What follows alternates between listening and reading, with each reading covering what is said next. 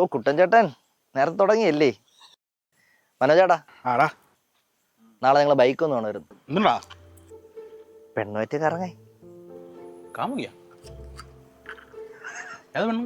ഒരെണ്ണം സെറ്റായി ചേട്ടാ. ഓട്ടണ ചേട്ടാ.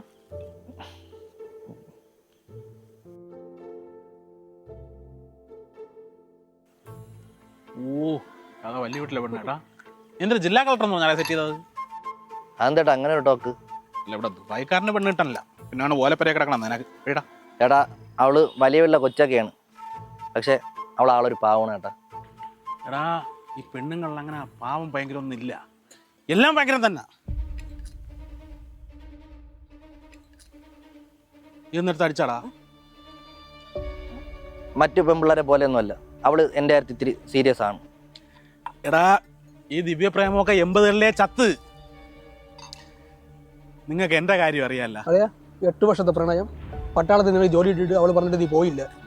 ഇപ്പൊ നീ പെയിന്റിങ് പണിക്ക് പോകണം, അവള് വേറെ തോടെ പോവുകയും ചെയ്തു. ഇതല്ലേ പറയാൻ പോണം? ഈ 150 പ്രാവശ്യം ഞാൻ കേൾക്കണം.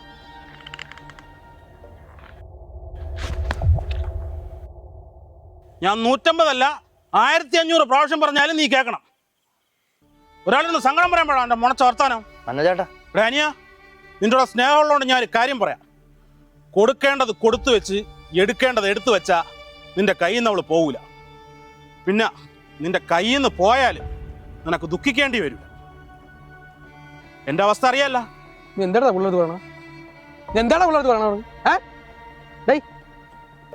നീ വീട്ടിൽ പണി എടുത്തോണ്ട് ഞാൻ കൊടുക്കാം. എനിക്കടാ പടാ പിള്ളേർക്ക് പറഞ്ഞ കാര്യമാണ്.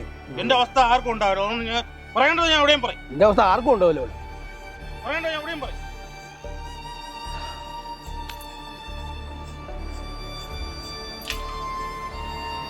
താങ്കൾ വിളിക്കുന്ന വ്യക്തി ഇപ്പോൾ മറ്റൊരു കോളിൽ തിരക്കിലാണ്. താങ്കൾ വിളിക്കുന്ന വ്യക്തി ഇപ്പോൾ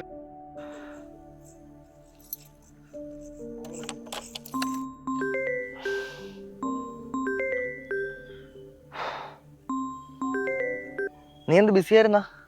അത് ഞാൻ ആരതി വിളിച്ചോണ്ടിരിക്കായിരുന്നു. നാളെ എക്സ്ട്രാ ക്ലാസ് എന്ന് പറഞ്ഞ വീട്ടിൽ നിന്ന് ചേർന്നേ, അപ്പൊ അതിന്റെ കുറച്ച് പ്ലാനിങ്. അല്ല നാളെ എവിടെയാ വരണ്ടേ? എടാ രാവിലെ നീ ലൈബ്രറിയുടെ അവിടെ എത്താറാകുമ്പോ എന്നെ വിളിച്ചാൽ മതി, ഒരു 10 മണിയാകുമ്പോ. ഓക്കെ.